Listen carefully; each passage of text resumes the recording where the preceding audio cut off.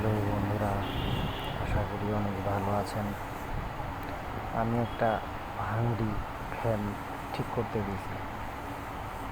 এই মেকার আমাকে ঘুরাইতে ঘুরাইতে অবস্থা খারাপ, তাই আজকে বসে তার দ্বারাই কাজটা আমি করে নিচ্ছি।